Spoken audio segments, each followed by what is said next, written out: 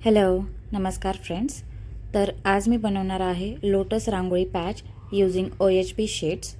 लागणारं साहित्य मी एकत्र घेतलेले आहे, जे की आहे ॲक्रेलिक कलर्स, लागणारे ब्रश, फेविक्रिल आणि कात्री आणि OHP शेड्स. तर या OHP शेड्सची गंमत अशी की मी रांगोळी पॅच रिलेटेड आधी खूप व्हिडिओज पाहिले आणि 99% हे सांगितलं होतं व्हिडिओमध्ये की या शेड्स तुम्हाला लोकल शॉपमध्ये कुठेही मिळून जातील, इझिली अवेलेबल. बट मी खूप शोधल्या आणि मला त्या नाहीच मिळाल्या. शेवटी मला त्या ऑनलाईन मागवाव्या लागल्या. तर मी त्या ॲमेझॉनवरनं मागवल्या. तर त्या अशा प्रकारे 10 शेड्स आलेले आहेत आणि यांची साईज मी A4 साईज अशी मागवलेली होती.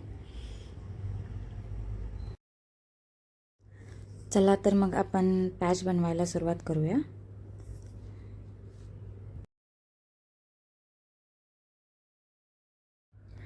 मी आधी 2 डिझाईन्स काढून घेतलेले आहेत, कमळ आणि जास्वंद. आता त्या OHP शीटवर मार्करने कॉपी करायच्या आहेत आणि हे तुम्हाला दिसतच असेल की हे पूर्णपणे आउट ऑफ फ्रेम चाललेलं आहे. सो हे व्हिडिओ शूटिंग, एडिटिंग माझ्यासाठी नवीन आहे. तुम्ही इथे OHP शीटवरती कॉपी करताना स्केच पेनसुद्धा यूज करू शकता मार्करऐवजी. मी इथे स्केच पेनच यूज केलेला आहे, त्यामुळे OHP शीटवरती इझिली कॉपी करता येते.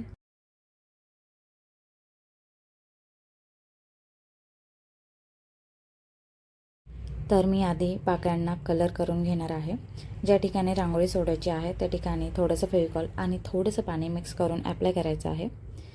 मध्ये मी थोडासा लाईट शेड रांगोळीचा आणि कडेने थोडासा डार्क शेड ॲप्लाय करून घेणार आहे, जे की खूप अजून छान वाटतं. आणि ते सुकेपर्यंत मी दुसरी डिझाईन काढून घेत आहे. आणि हा आहे फायनल लुक.